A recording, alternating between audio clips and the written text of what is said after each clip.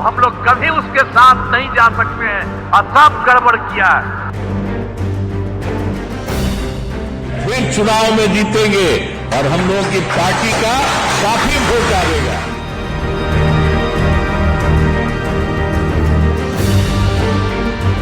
नमस्कार, आप देख रहे हैं न्यूज़ 18 बिहार झारखंड और मैं हूं आपके साथ लक्ष्मी। एनडीए में ही रहूंगा, तो टाइटल देखकर आप ये समझ पा रहे हैं कि खबर किस बारे में है। 48 घंटे में दूसरी बार सीएम नीतीश कुमार ने एक बार फिर दोहराया कि वो अब इधर उधर नहीं होने वाले हैं, अभी जिसके साथ हैं उसके साथ ही रहेंगे। पटना के जेडीयू दफ्तर में एक कार्यक्रम में सीएम नीतीश ने यह कहा कि कुछ लोग पार्टी में गड़बड़ कर रहे थे, उनके कहने पर वो महागठबंधन में चले गए। अब एनडीए में सब कुछ ठीक है और वो एनडीए में ही रहेंगे।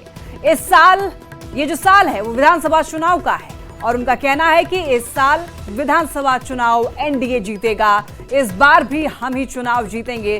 सीएम नीतीश ने यह बड़ा बयान दिया है और 48 घंटे के अंदर ये दोबारा जब नीतीश कुमार ने यह कह दिया कि अब हम इधर उधर नहीं होने वाले हैं। अभी जब मधुबनी आए थे प्रधानमंत्री मोदी, उस वक्त भी मंच से नीतीश कुमार ने कहा था कि कुछ लोग हमारी पार्टी के गड़बड़ कर दिए थे, जिसकी वजह से उनको जाना पड़ा था और आरजेडी के साथ हो गए थे। लेकिन अब सब कुछ ठीक है और कह रहे हैं कि वो एनडीए के साथ ही हैं, एनडीए के साथ एकजुटता से चुनाव लड़ेंगे और एनडीए ही चुनाव जीतेगा। बड़े ही विश्वास के साथ नीतीश कुमार ये कह रहे हैं कि इस बार भी एनडीए ही चुनाव जीतने वाला है, हम जिनके साथ हैं उनके साथ ही रहेंगे, सीएम नीतीश ये कह रहे हैं। और 48 घंटे के अंदर ये एक बार फिर से नीतीश कुमार का कहना बता रहा है कि कितना विश्वास नीतीश कुमार को बीजेपी पर है। क्या कह रहे हैं आप भी सुनिए।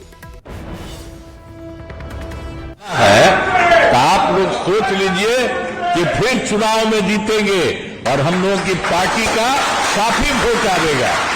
एकदम इसी तरह से सब कर लीजिए। और हम लोगों का जिन लोगों के साथ अब है इधर उधर नहीं होने वाले, शुरू में वही हुआ था।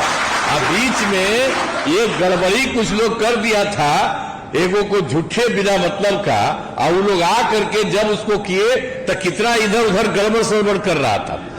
एक बार हटा, दूसरा बार, और अब कभी भी जो हम लोगों के साथ था उसी के साथ एकजुट होकर के हम लोग काम कर रहे हैं, आगे भी करेंगे। इसके पहले 24 अप्रैल को मधुबनी में पंचायती राज दिवस के मौके पर प्रधानमंत्री के सामने सीएम नीतीश ने कहा था कि उनसे गड़बड़ी हो गई थी, कि वो आरजेडी के साथ चले गए थे, लेकिन अब वो कहीं नहीं जाने वाले हैं।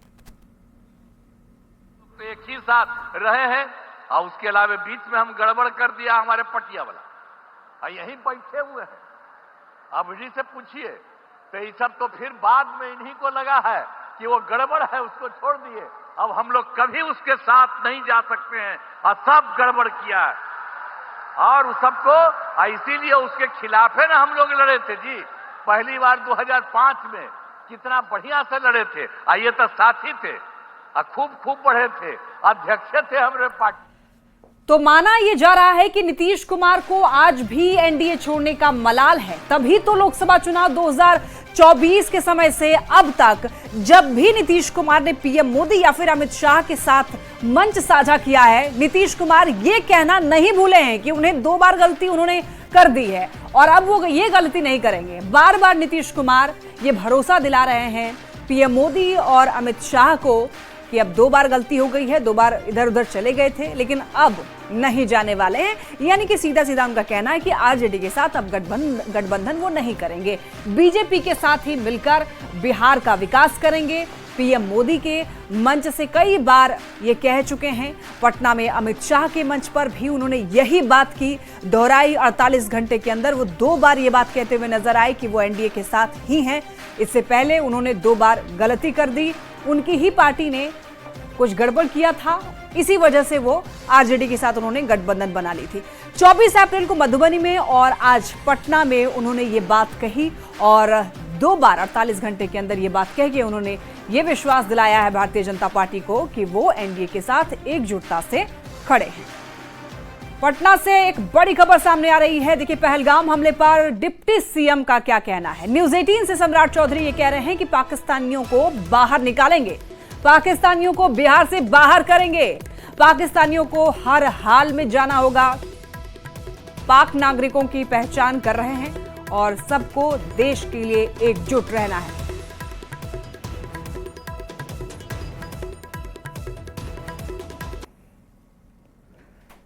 पहलगांव की घटना के बाद भारत सरकार ने निर्णय लिया है कि जो पाकिस्तानी नागरिक हैं उन्हें पाकिस्तान भेजा जाएगा। बात करने के लिए हमारे साथ उप मुख्यमंत्री सम्राट चौधरी हैं। सम्राट जी, एक बड़ा निर्णय है भारत सरकार का। नहीं, स्वागत योग्य है।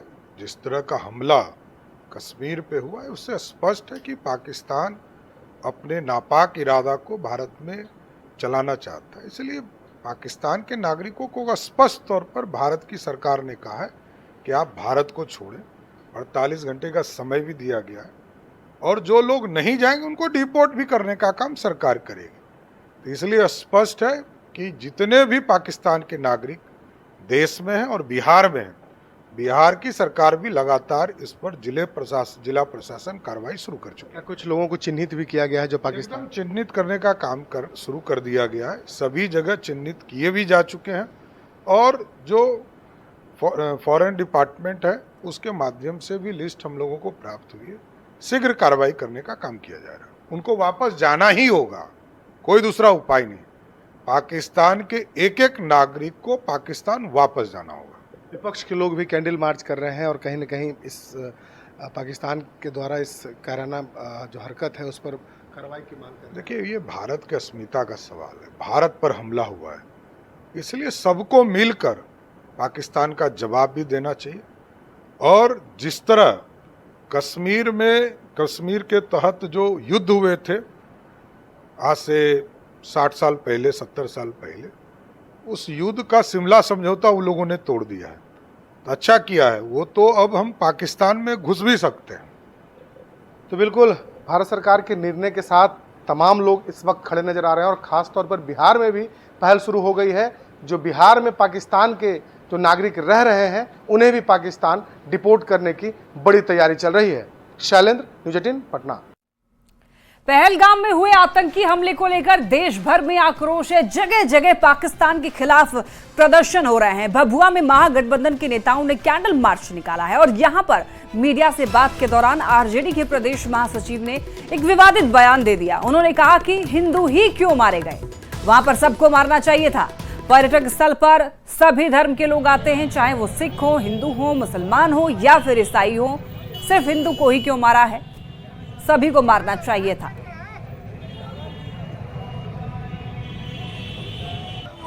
पूछ कर मारने का काम किया, ये भी गलत है। इसलिए कि हिंदू हो, मुसलमान हो, सिख हो, ईसाई हो, कोई धर्म जात नहीं होता है। पर्यटक स्थल में सारे लोग जाने का काम करते हैं, इसलिए उन लोगों को कड़ी से कड़ी सजा दी। आखिर हिंदुओं पर क्या हुआ, गलत क्या मानते हैं? गलत हुआ, हिंदू क्यों मारेंगे, सबको मारना चाहिए। पहलगाम आतंकी हमले पर आरजेडी के प्रदेश महासचिव के बयान पर बीजेपी और जेडीयू ने निशाना साधा है। महासचिव का यह बयान न केवल हास्यास्पद और घृणित है बल्कि अमानवीय और असंवैधानिक भी है। क्या ये फूहर बयानबाजी है साहब? राजद को स्पष्ट करना चाहिए कि क्या उनकी पार्टी की यही सोच है कि वहां सभी को मारना चाहिए। पहलगाम में जो दुखद और दुर्भाग्यपूर्ण घटना घटी उसको लेकर राजद के प्रदेश महासचिव के बयान की जानकारी मिली। बहुत ऊटपटांग बयान दे रहे हैं। समझ नहीं आता है कि राष्ट्रीय जनता दल के अंदर किस तरह की पॉलिटिकल ट्रेनिंग, किस तरह की पॉलिटिकल सीख दी जाती है, या मीडिया का ध्यान आकर्षण करने के लिए इस तरह के ऊल जलूल बयान दिए जाते हैं। पहलगाम में हुए आतंकी हमले के बाद पूरे देश भर में आक्रोश है। जनता आतंकियों और उनके पनाहगारों के खिलाफ सख्त से सख्त कार्रवाई करने की मांग कर रही है और देश के कोने कोने में आक्रोश रैली निकाली जा रही है। इसी सिलसिले में आज मुंगेर में पूर्णबंदी का ऐलान किया गया है। रैली में शामिल लोगों का कहना है कि जिस तरह से धर्म पूछकर लोगों की हत्या की गई उसे हिंदुस्तान कभी बर्दाश्त नहीं करेगा। यही है कि जो हमारे पर्यटक भाई मारे गए हैं और जिनको धर्म पूछ के मारा गया है, वैसे अपराधियों को, वैसे दरिंदों को भारत सरकार नहीं छोड़े, उसके घर में घुस के मारे, पाकिस्तान में घुस के सर्जिकल स्ट्राइक होनी चाहिए। पूरा भारत सरकार के साथ है, मोदी जी के साथ है, पूरा व्यवसायी वर्ग उनके साथ। बहुजन समाजवादी पार्टी के केंद्रीय प्रभारी अनिल सिंह पटेल ने अल्पसंख्यक कल्याण मंत्री जमा खान पर तीखा वार किया। उन्होंने जमा खान को गद्दार बताया और ये कहा कि चैनपुर में बीएसपी के टिकट पर जीतने के बाद पार्टी बदल ली। अनिल सिंह ने आरोप लगाया कि जमा खान ने पार्टी और समाज दोनों को धोखा दिया। अनिल सिंह के इस बयान पर बीजेपी जेडीयू ने कड़ी प्रतिक्रिया दी है। पार्टी का भी और चैनपुर विधानसभा का भी गद्दार व्यक्ति है। जिस व्यक्ति ने हम जहां भी घटना हुई है वहां आज तक वो नहीं पहुंच पाया। अगर यही लोग उन्हें जिताने का काम किया, जिनकी बदौलत आज वो मंत्री बने हुए हैं, इन्हीं लोगों का देना है।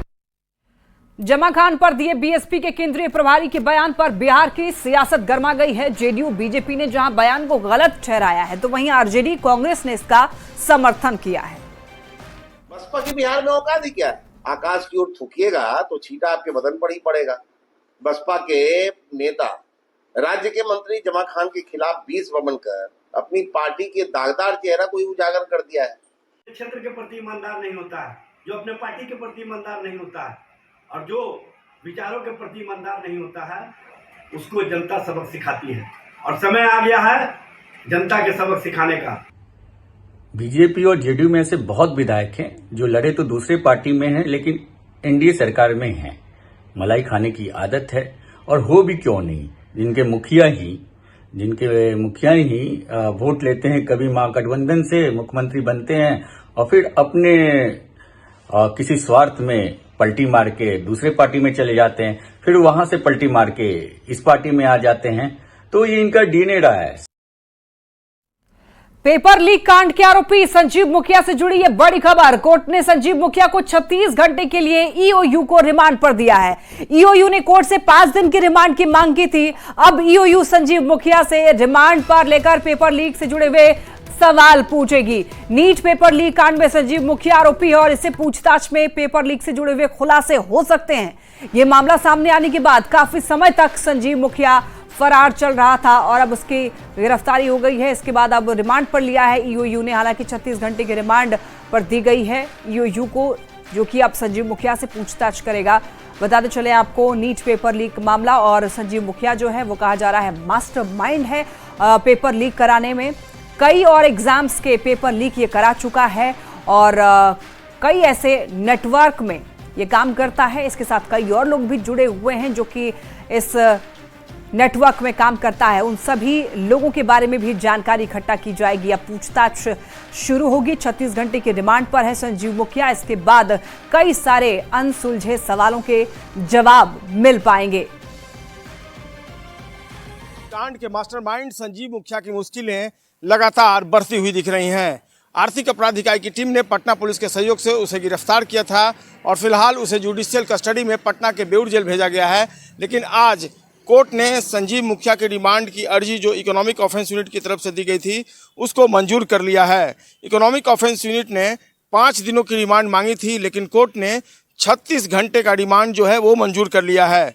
अब आर्थिक अपराध इकाई की टीम संजीव मुखिया को रिमांड पर लेगी और पटना के इसी आर्थिक अपराध इकाई के थाने में लाकर पूछताछ करेगी।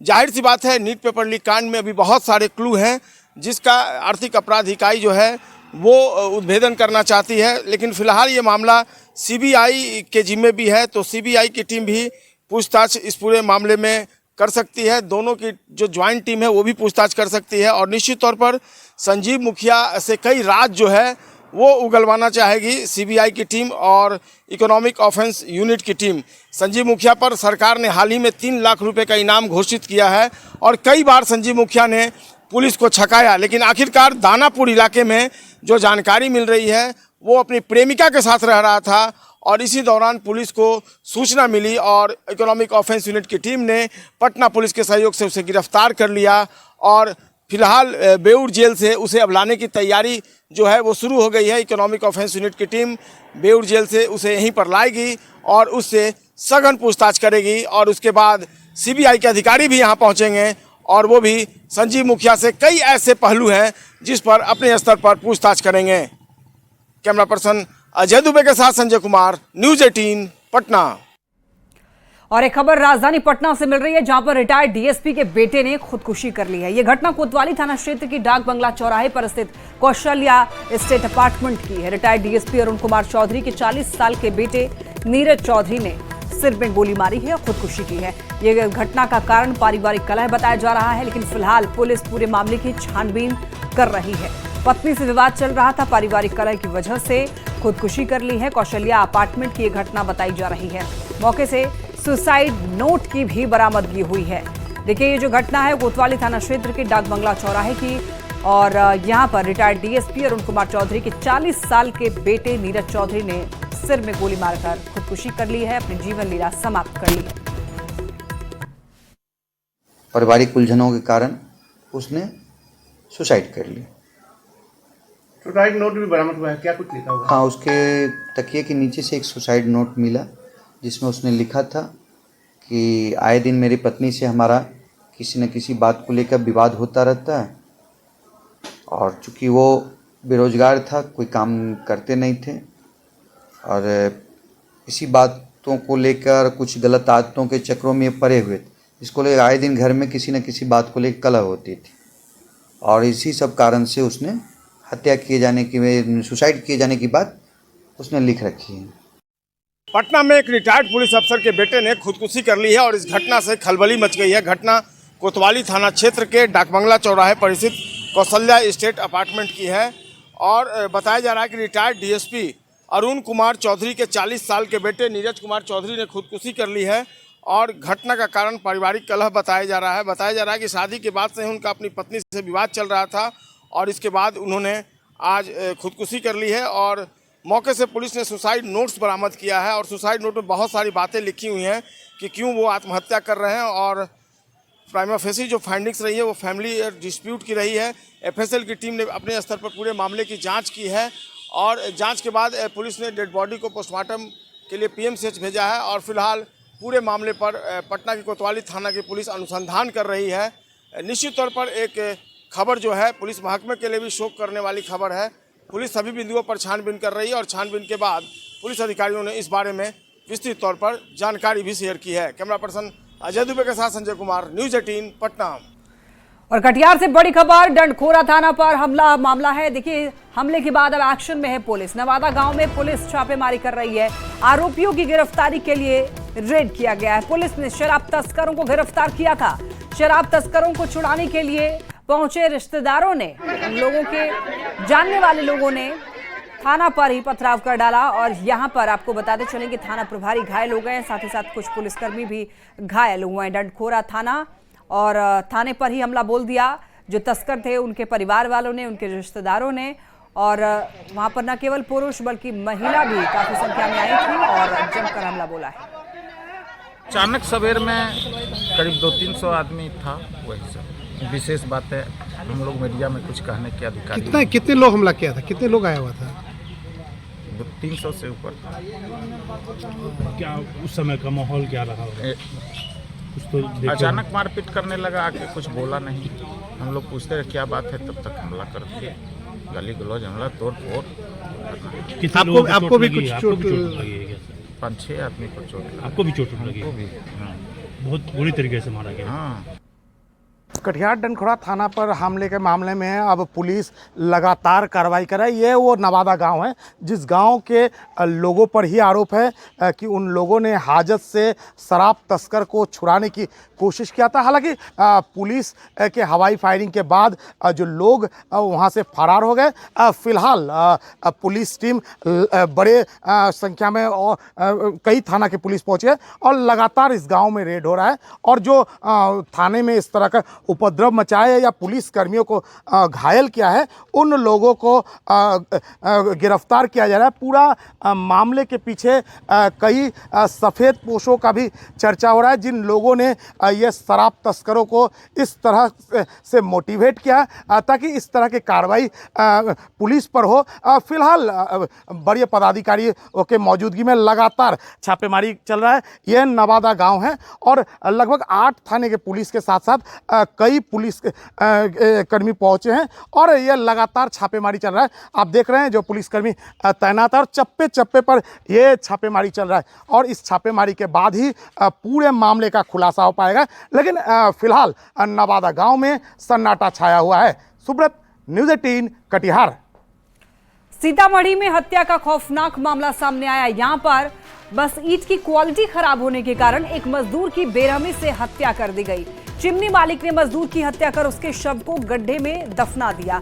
ये घटना बथनाहा क्षेत्र का बताया जा रहा है। मामले में पुलिस ने यह बताया कि न्यायालय में आत्मसमर्पण करने वाले 2 अभियुक्त चिमनी मालिक विजय सिंह और गड्ढा खोदने वाले जेसीबी के ड्राइवर आलोक कुमार को रिमांड पर लिया और उसके निशानदेही पर रुपौली रुपहारा गांव में एक सूखे तालाब से जमीन में दफनाए गए मृतक के डेड बॉडी को बरामद किया गया है। बता दें, उत्तर प्रदेश के रायबरेली का जितेंद्र कुमार बथनाहा प्रखंड में ईंट भट्टा में मजदूर के रूप में काम कर रहा था। उन लोगों ने वाकई में उस बच्चे को जो मजदूर था उसको उसके साथ मारपीट करा, जिस क्रम में उसकी मृत्यु हो गई थी और उसके शव को जो है बथनाहा थाना अंतर्गत एक गांव में सूखे हुए पोखर के पास में दफन कर दिया था। और इसी के साथ इस बुलेटिन में इतना ही। तमाम खबरों के लिए आप देखते रहिए न्यूज़ 18।